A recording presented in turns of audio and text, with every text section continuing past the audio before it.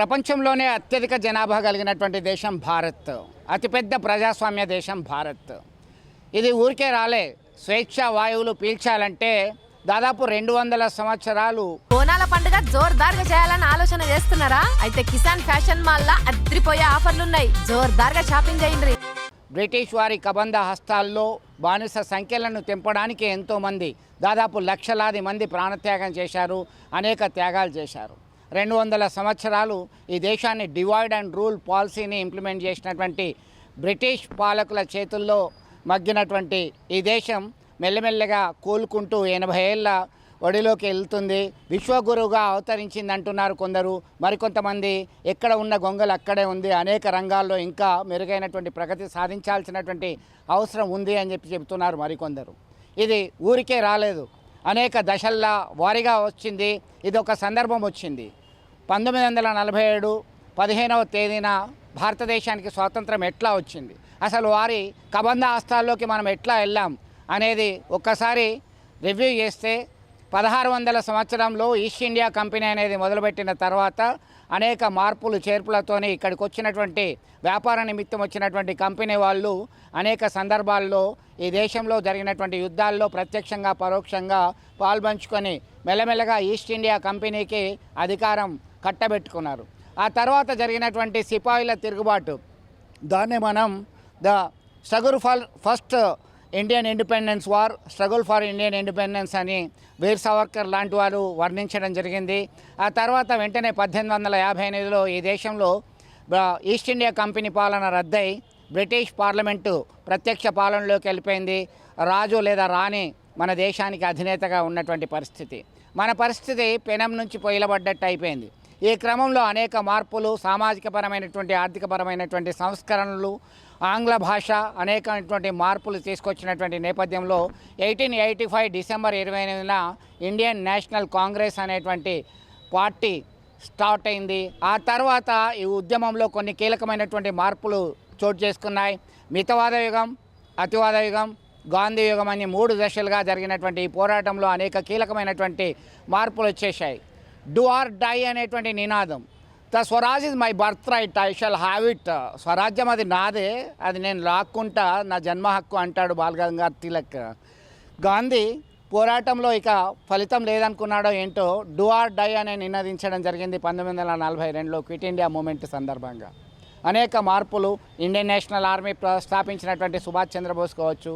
ఇలా ఒకవైపు 2వ ప్రపంచ యుద్ధం జరుగుతుంది, మరొక వైపు తిరుగుబాటు బావుట ఎగరేస్తున్నారు. అంతకుముందే 1929లో లాహోర్లో జరిగినటువంటి ఇండియన్ నేషనల్ కాంగ్రెస్లో వి వాంట్ అబ్సల్యూట్ సవర్నిటీ, భారతదేశానికి సంపూర్ణ స్వరాజ్యం కావాలని చెప్పి నినదించినటువంటి పరిస్థితి. 1935లో బ్రిటిష్ ఇండియా యాక్ట్ అనేది చేయడం జరిగింది. ఆ తర్వాత అనేక పరిణామాల నేపథ్యంలో మార్పులు చోటు చేసుకున్నాయి. ఇందులో భాగంగానే లార్డ్ క్లెమెంట్ అట్లీ ఒక కీలకమైనటువంటి ప్రకటన చేయడం జరిగింది, అప్పుడున్నటువంటి బ్రిటిష్ ప్రధానమంత్రి. ఈ 2వ ప్రపంచ యుద్ధంలో భారతదేశం, British India we call that, అది మాకు సహకరిస్తే మీకు స్వాతంత్రం ఇచ్చేటువంటి పనిని ఇద్దాం అనేటువంటి కోణంలో ఒక తాయిలం ఇవ్వడం జరిగింది. దానిలో భాగంగా క్యాబినెట్ మిషన్ ప్లాన్ అనేది వచ్చింది. ఆ తర్వాత రాజ్యాంగ సభ ఏర్పాటు కావడం అనేది ఒక పరంపర కొనసాగుతున్నటువంటి నేపథ్యంలో మౌంట్ బాటెన్, అప్పుడున్నటువంటి వైస్రాయ్ ఆఫ్ ఇండియా, ఒక ప్లాన్ చెప్పడం జరిగింది. India should divided into 2 parts. భారతదేశం 2 అతిపెద్ద దేశాలుగా విడిపోక తప్పదు. మిగతా 563 స్వదేశీ సంస్థానాలు ఉన్నాయి. ఆ స్వదేశీ సంస్థానాలకి మనం ప్రిన్స్లీ స్టేట్స్ అంటున్నాం. ఇవన్నీ కూడా ఐదర్ ఇండియాలో, లేదంటే పాకిస్తాన్లో, లేదంటే స్వతంత్రంగా ఉండే అవకాశం ఉంది అని చెప్పి ఆ చట్టం యొక్క ప్లాన్లో భాగంగా ఉంది. దీనిలో భాగంగా Indian independence act, British Indian independence యాక్ట్ని బిల్లు తయారు చేసిన తర్వాత ముందుగా హౌస్ ఆఫ్ కామన్స్, బ్రిటిష్ పార్లమెంట్లోని 2 సభల్లో దిగువ సభ పేరు House of Commons, House of Lords ఎగువ సభ పేరు. 1947 జూన్ 3వ తేదీన హౌస్ ఆఫ్ కామన్స్ ఈ బిల్లుపై సంతకం పెట్టింది, ఆమోదించింది. ఆ తర్వాత 1947 జూన్ 18న బిల్లుపై సంతకం చేసింది. 1948 జూన్ 3లోగా ఈ బ్రిటిష్ ఇండియా యాక్ట్ అనేది అమల్లోకి రావాలి, స్వాతంత్రం, independence act, Indian independence act.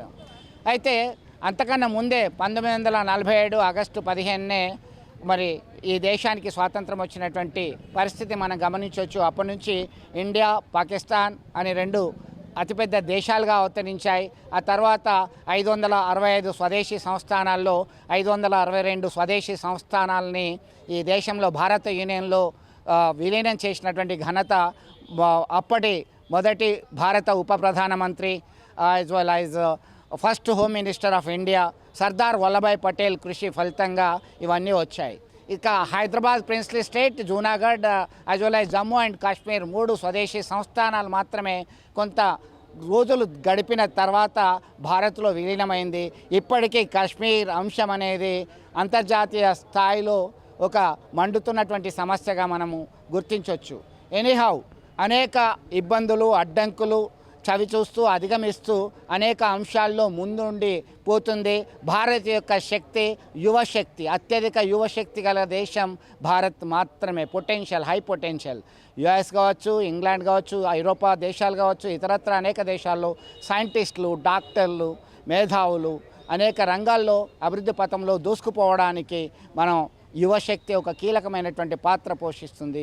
అనేక రంగాల్లో ఈ దేశం నాకు ఏమిచ్చింది అని కాక ఈ దేశానికి నేనేం చేస్తున్నాను, నేనేమి ఇవ్వగలను అని ముందుకెళ్ళినప్పుడే అన్ని రంగాల్లో మన దేశం అభివృద్ధి పథంలో సాగుతుందనడంలో సందేహం లేదు.